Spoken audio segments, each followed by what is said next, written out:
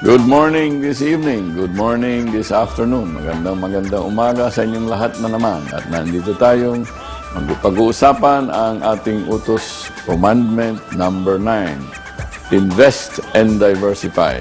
Pag tayo'y naghanda na at pumasok na sa mga investments o naglagak na tayo ng salapi, huwag sana natin ibuhos lahat ang ating investable funds, ang ating naimpok sa isa lang investment. No single investment will be able to meet all your objectives. Bawat panahon na tayo'y maglabas ng pera para mag-invest, dapat maliwanag sa isip natin kung ano ang layunin natin sa ating nilalabas na salapi. Hindi porket yung kapitbahay natin ay kumita sa isang kanyang negosyo, ay tayo gagaya at lalagak natin lahat ng ating naimpok sa ganun ding negosyo. Pag tayo pumasok, maliwanag ang ating layunin, maliwanag din kung bakit din ang ating layunin. Sapagkat ang pwede kay Pedro ay hindi pwede kay Juan. Bawat tayo ay may kanya-kanyang layunin at may kanya-kanyang sitwasyon sa paglalagak ng salapi. Invest and diversify. Huwag ho nating kakalimutan. Kung ikaw ay madaming panlalagak, huwag niyo ilalagay lahat sa napaka-panganib na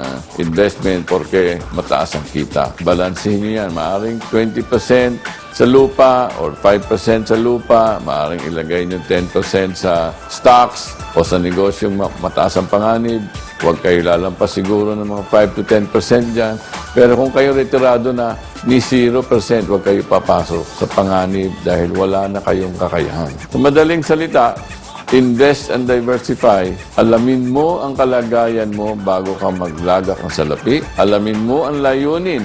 Maliwanag dapat ang layunin mo kung bakit ka naglalagak ng salapi sa ganitong paraan. Pag yan ay malinaw sa iyo, ihambing mo yan sa iyong kakayahan tumanggap o pumasok sa ganyang klaseng panganib o risk. Pag maliwanag sa iyo yan, maliliwanag din sa iyo anong bagay lang ang pwede mong pasukan at ipaglagakan na iyong salapi. Ayon o angkop din sa iyong mga layunin o tunguin patungo sa iyong kalayaan sa kakapusan.